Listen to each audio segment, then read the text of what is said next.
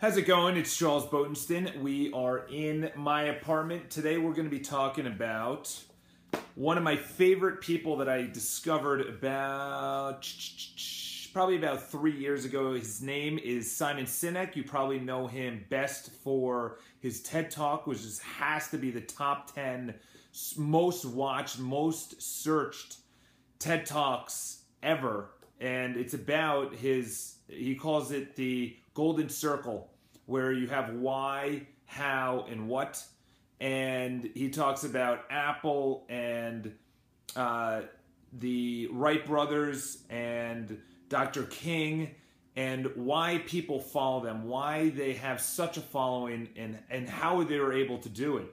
And with Dr. King and the Wright brothers, how do you have as many people come out for a speech when there's no computers, there's no internet, there's I don't even know if there was any phones then. You know, there probably was, but it wasn't as extravagant as it is now. But today we're going to be talking about, I think, his first book, which is Start With Why. And this came out many years ago. I think this came out in many years ago, not like 2009. So that's not many years ago. But his other book, which is this one, Leaders Eat Last. Probably get a couple of them coming down. That one's called Think Big, but Leaders Eat Last is his other one. I have not read this. I read a little bit about it, but Start With Why, I literally became obsessed with Simon Sinek. The guy lives in New York City. He's an educator. He's a brilliant man. He's an incredible, creative, exploratory figure, and this is no different.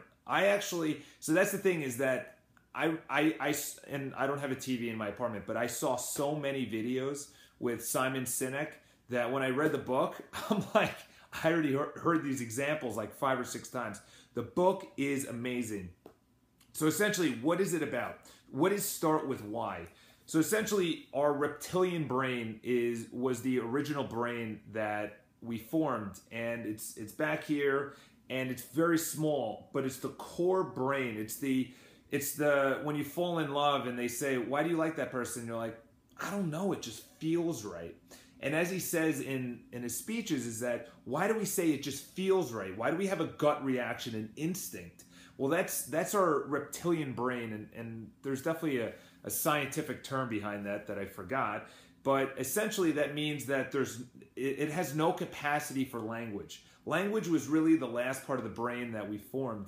And it was the why, and then the how, like, okay, why? I need to survive. And then the how do we survive? And then what do we need to do to survive? So is the how, or the why, that brain, then the how, then the what. And most businesses start from the what to the how to the why. In other words, he uses Apple as an example, and he says, we build beautiful computers and da-da-da-da-da. And he says, no, don't say we build beautiful computers and electronic devices and whatnot, because that's starting with the what and working down. He says, we like bucking the trend. If you're someone that likes to think differently, and we happen to build beautiful computers, buy Apple. So in other words, you're starting with the why. Like, why are you in business? And a lot of businesses, especially huge businesses, have lost this. GE, a lot of the banks, thinking some of the car companies, the why has been lost. So in other words, the why is very strong, and then you start expanding, and the core why is hard, because you're going up and you're trying to have each manager of, say, the CEO, the CFO, the COO, CTO, CMO, they all need the core why, which is the founder, kind of like Mark Zuckerberg. He's up here, he has thousands of employees, they have a core why, but once you start hitting 5,000 employees, 10,000 employees, the people at the bottom, it's so far removed from the core principle that by the time it gets down, you've lost it. You've lost your why. And the reason this is important is that when you have a core why in, say, a company culture, there's more trust, there's more creativity, there's more moving forward, there's more ideas, there's a lot more innovation. things that make your company move forward. And ironically enough, when you have someone like Simon Sinek putting out a book that says start with why, this is exactly what you need, especially in these times, because we're actually going away from the 50s. We had like, you know, the core companies, and then like competition came, and then the company started expanding. And what I'm actually seeing here in New York City is a massive influx of entrepreneurs, startups, and things like that. And the people that are startups, entrepreneurs, starting their own business, whatever the case is, or huge companies that really want to find their why, go back to the core reason. You know, he brought up Sam Walton. You know, when Sam Walton died in 92 or 93, I have his book somewhere up here. I forgot what it's called. Built in America or something? I don't know. It's up there. Somewhere behind me. But I highly recommend this book. I highly recommend it. So he brings up his personal story. You know, I just brought up business, but he brings up his personal story, which was he was at a company, he was growing rapidly. He really liked it. He loved what he did.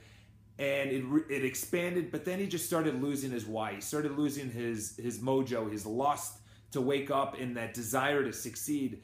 And he became depressed for about 6 months. And after the 6 months, he said, this is ridiculous. I need to find it. I don't know what to do. So he started asking around, and he noticed that he lost his why. Like the why of why he started the business, why he wanted to expand, why he woke up every single day invigorated to go to work and to hire more people to go out and search for business. If you don't have a why, the why affects everything.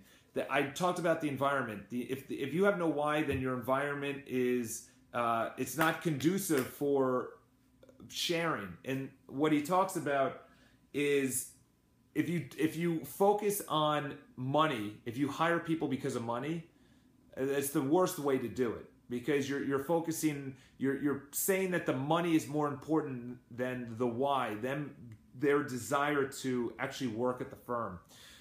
But it's also a personal why. Why am I a parent? Why am I going to school? Why am I going to the gym? You know, like, what is your why? If you don't have a why, you're not going to have the motivation and the habits in place to build up your body, build up your wealth, build up your relationships, build up your company. It doesn't matter. Your why, and this is me speaking, but your why is essentially your motivation, and your motivation is your actions. And if you have no why, that affects your actions indirectly, actually directly. And from there, you build a better life if you have a good why.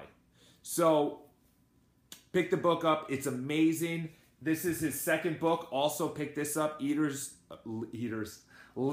Eat Last. I haven't read this, but this will be a review. I'm about to review by Gary Vaynerchuk, Crush It, so watch out for that. Anyway, subscribe to the YouTube videos. Follow me on Instagram. Those are my 2 favorite social media networks. I'm actually going to be, my May goal is to be coming out with more YouTube videos, because I read so many books every single week. The one that I'm reading right now is actually at work.